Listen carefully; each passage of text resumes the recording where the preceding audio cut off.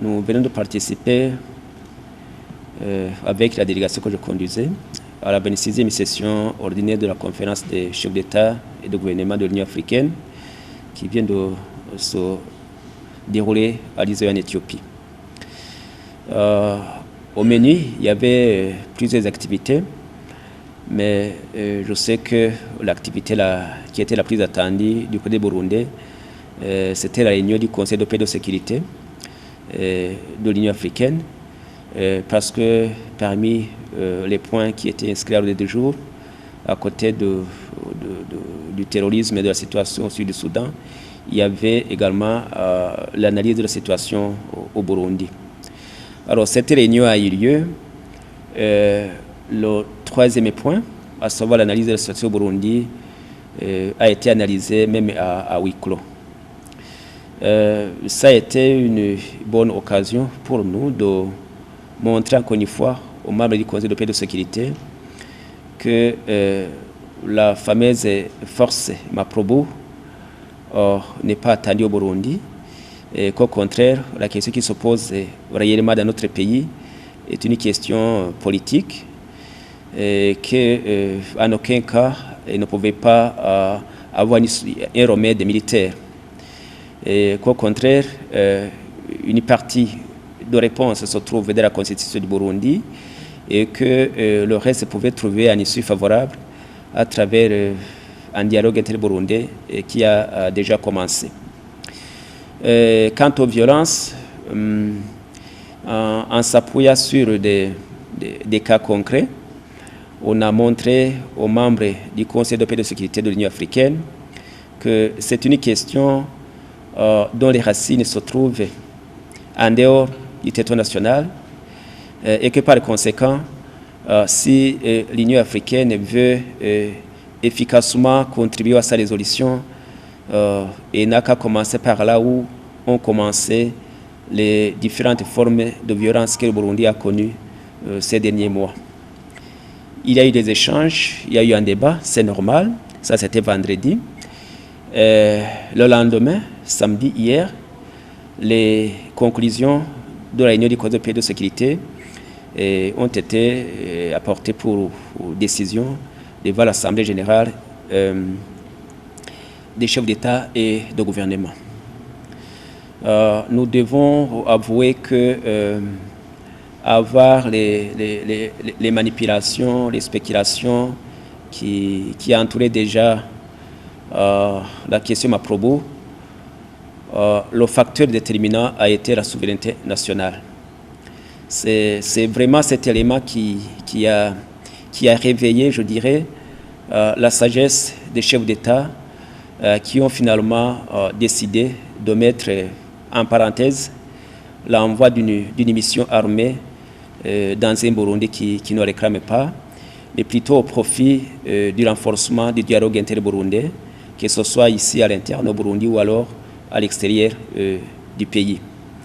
Mais ici, on ne peut pas ne pas souligner aussi un excellent travail qui avait été mené par la diplomatie burundaise auprès de nos partenaires pour préparer le terrain. Au sein de la réunion du Conseil de paix et de sécurité, il y a eu également renouvellement de certains membres, parce que le Conseil en soi est constitué par 15 pays. Et je suis heureux de vous annoncer ce que vous connaissez déjà. Le Burundi a encore une fois bénéficié de la confiance de ses frères africains, parce que notre pays a été réélu pour un autre mandat de 2 ans. Donc le Burundi fera partie de ce Conseil pour une autre durée de 2 ans. À côté des questions de paix et de sécurité, la 26e session a analysé également des rapports qui ont été présentés soit par des organes de l'Union africaine ou alors des rapports qui ont été présentés par certains chefs d'État africains qui président des commissions qui avaient été constituées les années antérieures pour diriger des travaux qui portaient sur certaines thématiques intéressant la vie des Africains et de l'Afrique. Je citerai peut-être 2 exemples. D'abord, le rapport de la présidente de la Commission de l'Union africaine, un rapport qui portait sur la gouvernance, le constitutionnalisme et les élections. Donc le rapport comprend les faits de l'année 2015. Vous comprenez que le Burundi ne fait pas partie de ce rapport parce que quand on organisait les élections dans notre pays l'année passée, vous vous souvenez qu'à un certain moment, l'Union africaine a décidé de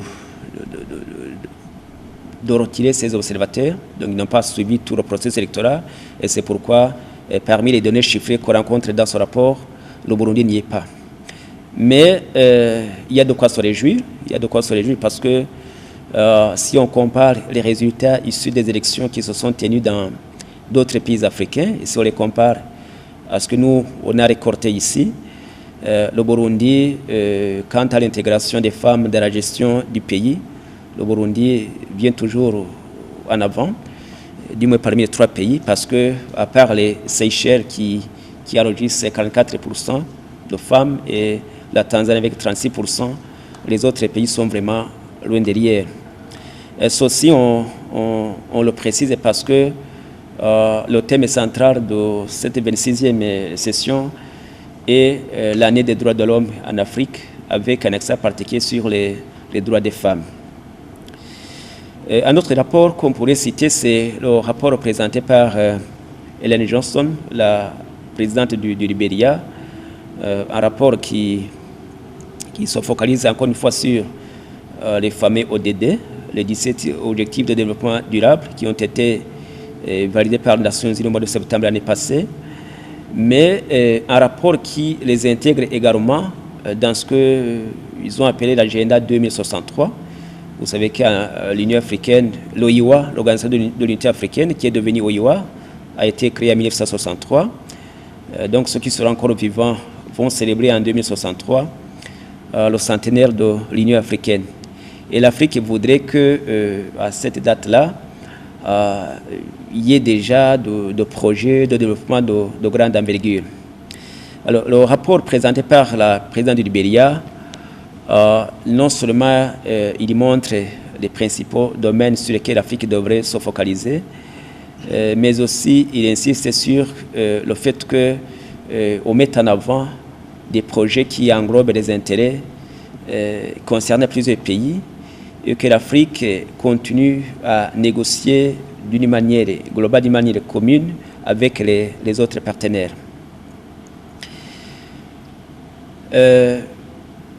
À côté des activités proprement dites qui étaient prévues dans le cadre de ce sommet, vous le savez, lors des sommets pareils, c'est aussi une occasion pour mener des rencontres avec les différentes hautes personnalités.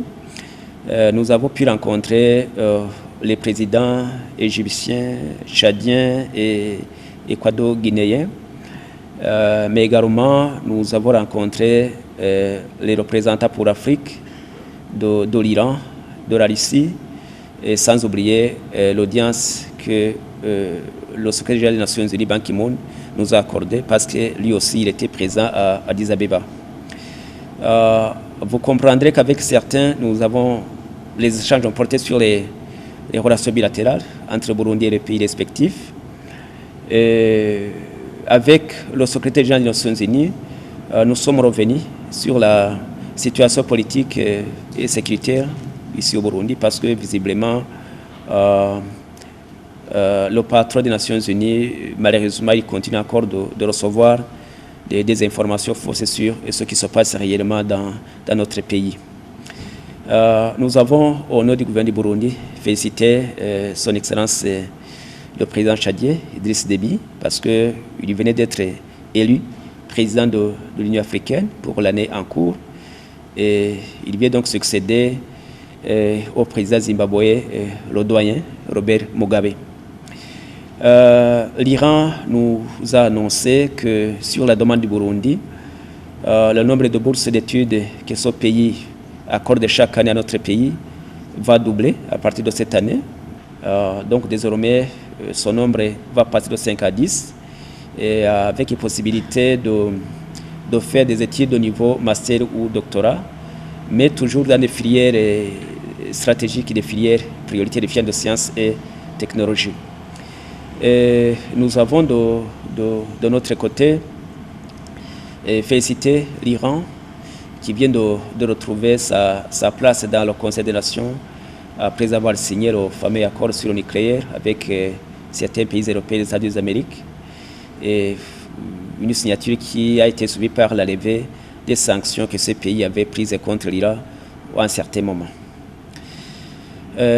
Au cours de ce sommet, il y a eu des cérémonies de remise des prix. Il y a eu une cérémonie de remise des prix, un prix qu'on appelle un Kwame Nkrumah, un prix qui est destiné aux meilleurs scientifiques. Il y a eu également une cérémonie de remise de prix aux personnalités, aux organisations et aux pays qui se sont distingués dans la lutte contre Ebola en Afrique de l'Ouest. Et ici aussi, je suis heureux de vous annoncer ce que vous savez déjà, que le Burundi fait partie de ceux-là qui ont été primés, parce que le Burundi a contribué aux ressources humaines. Il y a des Burundais qui sont partis en Afrique de l'Ouest pour aider à combattre contre l'Ebola. On dirait donc que c'est une réunion qui certes a été dominée par le dossier Maprobu, mais une réunion au cours de laquelle il y a eu d'autres activités bénéfiques pour le Burundi, d'autres opportunités qui, une fois bien exploitées, peuvent faire avancer notre pays.